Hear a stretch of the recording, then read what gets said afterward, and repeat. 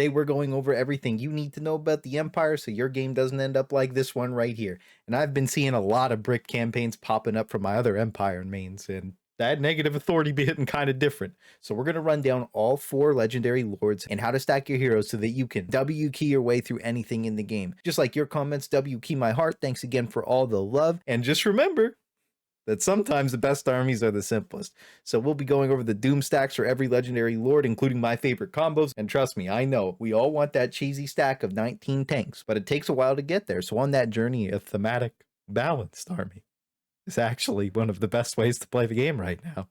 But unfortunately, when you get into the campaign, it's unbalanced, and these dudes are going to be dying off faster than McDonald's runs through you. So the best way to deal with your Elector counts is to not deal with them at all and watch your Empire burn.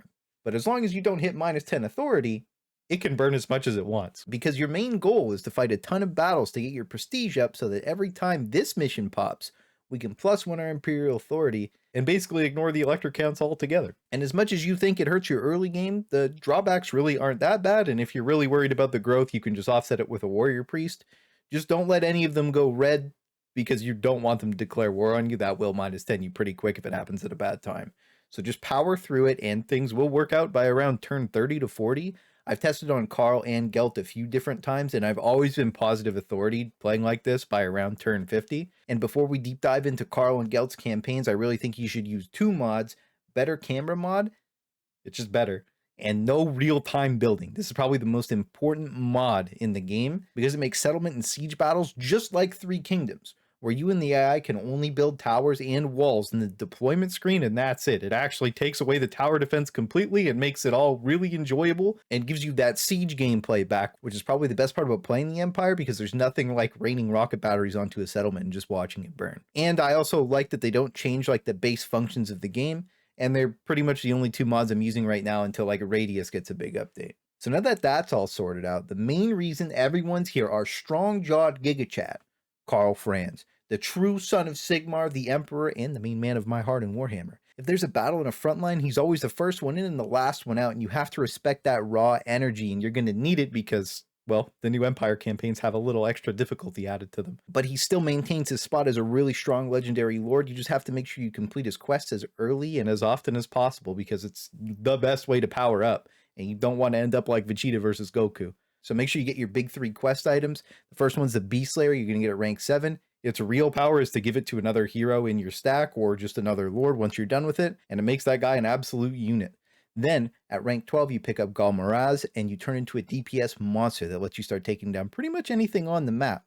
And finally, your beefcake item, the Silver Seal. It just turns you into a tanky boy, and it pairs super well with your Mount Deathclaw that you get at rank 16. And it might as well be a lord in itself, and it's probably my favorite mount in the game. It's just cool, like the Griffin is just hype.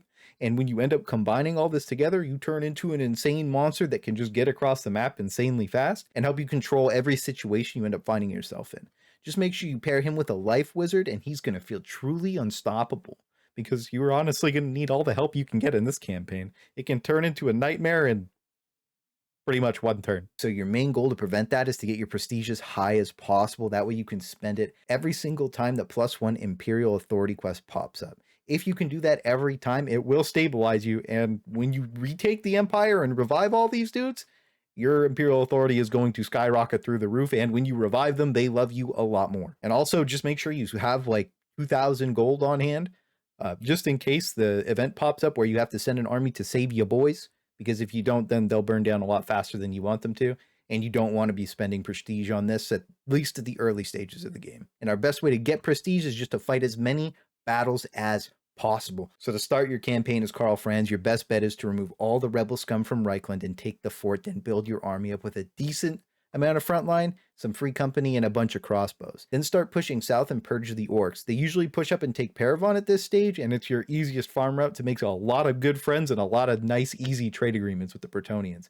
because nobody likes the orcs over here. After this, juice Paravon to tier 3. It's actually pretty important to do this because it lets you get a wizard hero at tier 3, because for some reason Altdorf doesn't get a Wizard's Conclave until T4, and I couldn't get a Wizard Quest to proc in like all the different things that I tried to do, like in Warhammer 2. So if you know how to get a Wizard to proc, drop the comment and I will pin it, because that would actually be huge, because it makes you really weak to not be able to get one early game. But luckily, Paravon can get to tier 3 really fast, and that power spike helps you set up to escape the early game really easily.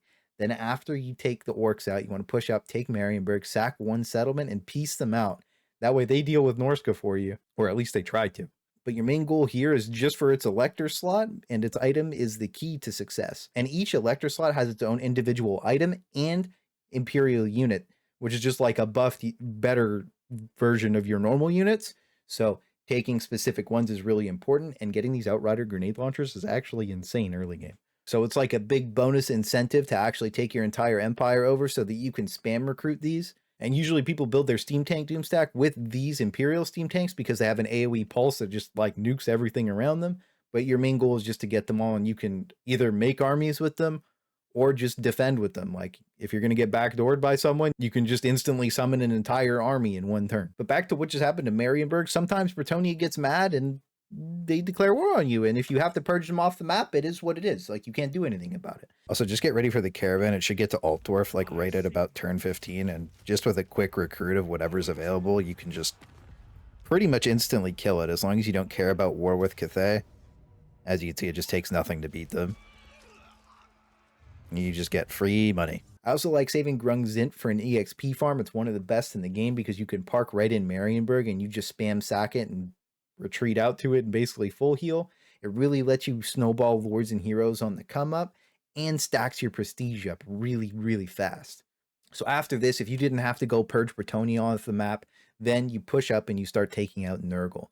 Guns, crossbows, flagellants, and Hellfire rocket batteries will absolutely tear most factions apart, but they're really going to tear Nurgle apart. They just hard counter that slow and steady that Nurgle's all about. So you tear them apart before they even really get to fight you. The only issue with pushing Nurgle early on is the plagues, but you can walk in camp stance and basically just completely ignore it, which is probably one of the best mechanics they've actually added to Warhammer 3 is walking in camp stance. Then after that, just work on uniting your empire, and then at like turn 50, you'll be going positive Imperial authority with pretty much no issues. And our best Doomstack is still the tank tied with the 17 Imperial tanks, the One Life Wizard, the Priest, and Karl.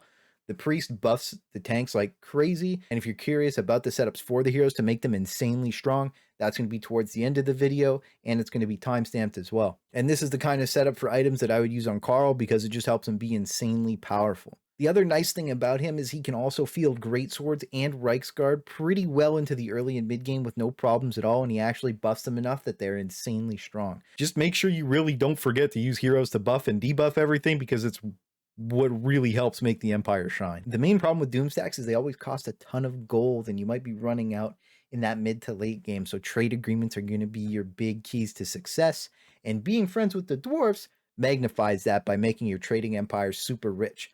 But sometimes it's hard to make friends with them, and that brings us into Balthazar Gelt's campaign and the unifications of these beautiful little mountain midgets. Now, Balthazar Gelt starts off kind of weak and very simple, but at rank 7, Cloak of Molten Metal kind of feels underwhelming, but it helps Glittering Robe be basically free, so it's not the worst. And at rank 12, you get Amulet of Sea Gold, and this thing is actually cracked. 20% spell res is insanely nice, and the speed lets you zoom around the map and use your spamming nukes to destroy everything.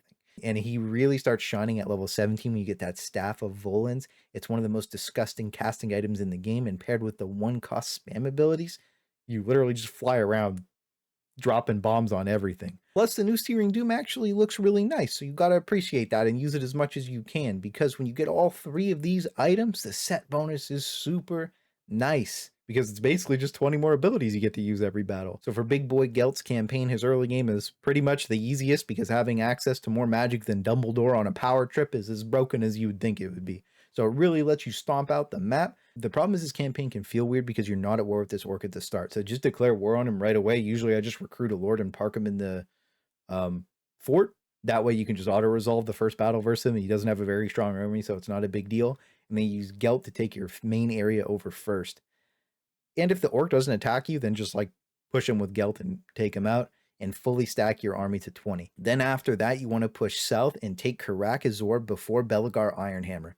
I actually would probably restart my campaign if I didn't get this place, because it's just a big time cheese. So after you have it, move back to your own territory, rebuild your army from whatever you lost, or just heal up, and just make sure you have a nice balanced stack of shooty boys with a few melee to hold the line for the battle in the Southlands we're about to partake in. It's all orcs, ogres, undead, and rats. And before that push, we want to solidify our friendship with our new good friend Belagor by gifting him Karak Azor. Just make sure you actually leave the territory, because if you get caught trespassing, this completely defeats the purpose of it. And you can end up taking a trade agreement or a non-aggression pact with him. I just took the trade agreement, and then the next turn, literally, he just pops a non-aggression pact. Usually, in the couple of times I tested it, it was 1 to 2 turns and he would pop the non-aggression with you. But giving him Karak Azor literally makes him love you. So it pretty much guarantees that you're going to be best friends for the rest of the campaign, and starts super easy trade agreement spam from your new friends. Now, this trade agreement incoming gold power spike that you're going to get from the dwarves is going to go harder than young gravy on unsuspecting mothers. And it's such an easy gimmick that losing one settlement that isn't actually that profitable for completely broken income and access to dwarf units, which pretty much means a dwarf frontline with an empire backline, which means that it's really easy to shoot over their heads, and it's actually really broken. And if they end up deciding that they want to have 1 or 2 little pieces of the empire, it's fine, because you can always buy it back later with all that free money they're handing you. Like when I met Thorgrim, he literally wanted to be like military alliance within 2 turns after the non-aggro pact. This is just insanely broken. The mid and late game, when the dwarves turn into a Zerg of Doom, it just gives you impunity to run around on the map and do anything you want for free. And they'll clean up every mess at home for you, so it all ends up being worth it. So for Gelt's Doomstack, again, it's 17 tanks, 1 priest, 1 life wizard, and Gelt is insane and way better than Karl FrANZ's version of this because of his personal buffs to artillery. But you can also do some pretty crazy things with stacks of Hellfire rocket batteries and handgunners, but it's a little more of an advanced stack, using heroes to blow up the enemies and hold the line while you just gat them all down. But you do get a ton of options with all of his buffs, so make sure you make the most of them. And don't forget, a stacked warrior priest for blobbing or buffing is honestly just overpowered. But let's say you get tired of the Imperial Authority and want to go purge the old world with no impunity. Then Volkmar the Grim comes in like Shaq on Hot Ones. This is my favorite Empire Lord to play right now, and honestly, his campaign is the most fun to play that I've played so far. He just starts versus a bunch of undead, and you just get to free farm them with his buffed Bald Tide and absolutely steamroll out of the early game. And if you want to see its true potential with all the insane hero items and buffs, and the best way to play him on the campaign map, check out this video right here. It's got it all. And having that army of unbreakable flagellants lets you bring Sigmar's grace back to the old world in magnificent, shiny, bald-headed fashion.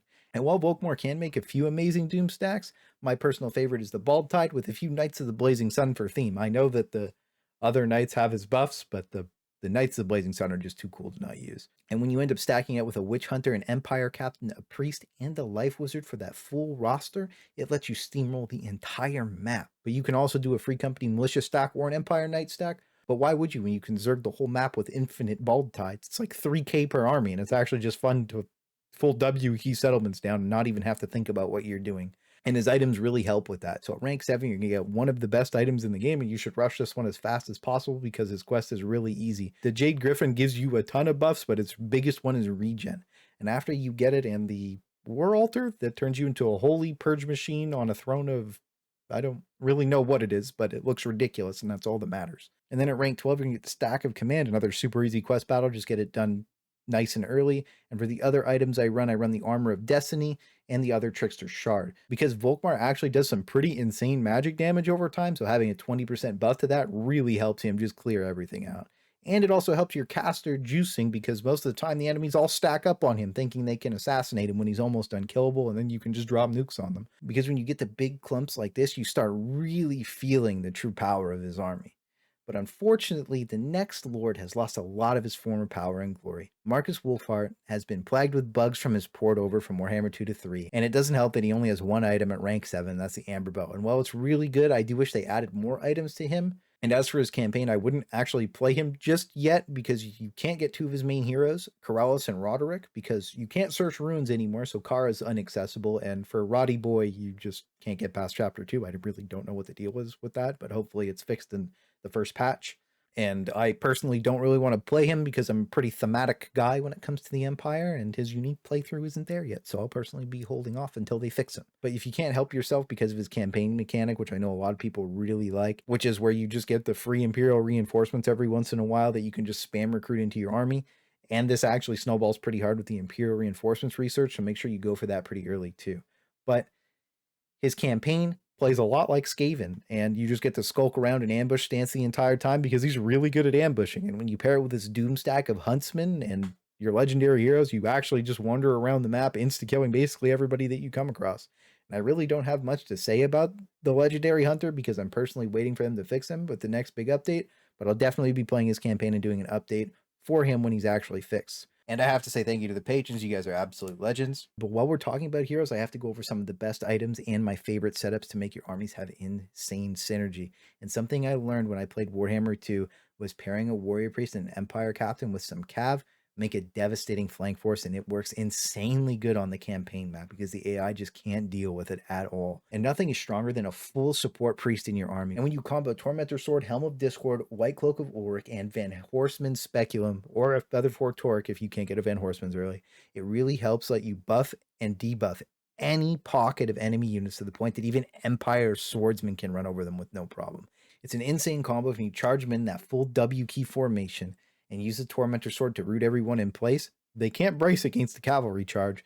And with the debuffs, even the strongest units melt like butter and fall to Sigmar's wrath in one fell swoop. It can actually help turn the tide of most disaster battles and make any pocket of infantry or whatever you're doing just absolutely blow through whatever's in front of them. And with the Steamtank Doomstack, I actually like to take him unmounted just in case there's too much anti-large, and it makes that stack actually feel absolutely ridiculous because of the ward save buff to all the tanks when they start getting in melee.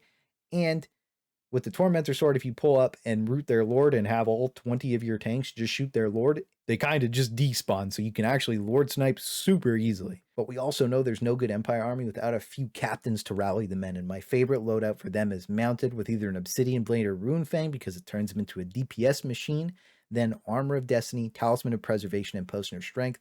This combo also works well on all the lords, so that's something else you can do. Like if you have a lord and you load them out like this, you're pretty much going to run around owning everybody. Because the whole combo really makes them come in clutch, and paired with a few solid packs of cavalry, you can take out pretty much any juiced lord or hero you come across. But this loadout also works really well on your witch hunters, and you should have at least one of them in your army because Accusation lets you delete any kind of tough enemy, or the debuff is absolutely ridiculous. And it's also a unit that can stack really high ward save early, but I personally prefer the priest to tank over the witch hunters, but I do enjoy having Witch Hunter in my army. And if you're playing Volkmar and you're doing a Bald Tide spam, you kind of just need him there. It's just thematic, it makes sense. But if you do need to send him deep into the front line, he can get the job done at least for a little while. His little personal buff is actually pretty nice, and he can definitely get the job done if so you can rain your artillery or magic down on the beefy boy monster you've created.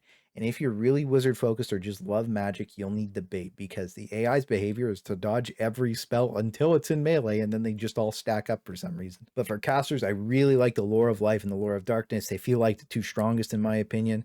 And with how broken Pit of Shades is, like, things get a little out of control. But a Life Wizard really hard carries almost every Empire army that you can make with a beast mode kit that really complements most armies. And then if you have like a really heavy ranged army, you can actually run a Flame Wizard. And for our loaded, I like to take Tormentor Sword, Armor of Destiny, Talisman of Preservation, the Book of Asher, and the Other Trickster's Shard. It makes you feel pretty spicy unless you set up some insane plays. We talked about it a little bit on Volkmar, but having it on your wizard goes such a long way to be able to get some insane nukes off. But if you're not comfortable with it on your wizard and you notice he's getting sniped a lot, you can just put the Trickster's Shard on your bait character. But the last thing every wizard's going to need, no matter what, is pretty much a Strider banner. It just makes you 20% faster. So you end up equipping that in your ancillaries on your lord, and you just drag the banner onto him once, and it'll just go with him on every single battle. It actually just makes you insanely fast. So your big takeaways for items should be never fuse or salvage like Tormentor Swords, Helms of Discords, or Van Horseman's. Van Horseman's is an insane debuff. So those two green items and that one gray item are insanely valuable. I would never ever get rid of them. And then when you're converting to blue items, you already saw the ones that I popped up. A lot of the other blue items are really good. So it's really up to you, but these are just my personal favorite. And if you have a cool combo of stuff, let me know about it in the comments. Just make sure you don't fall into weird meta traps, because if you do think something is cool, just do what you enjoy, because I love Celestial Wizards. I actually use them a ton because they can just spam so many damage spells so quickly, and Comet of Casandora is oddly my favorite spell in the entire game. So just do what you enjoy the most and whatever looks coolest for you, because you can make most things work sometimes.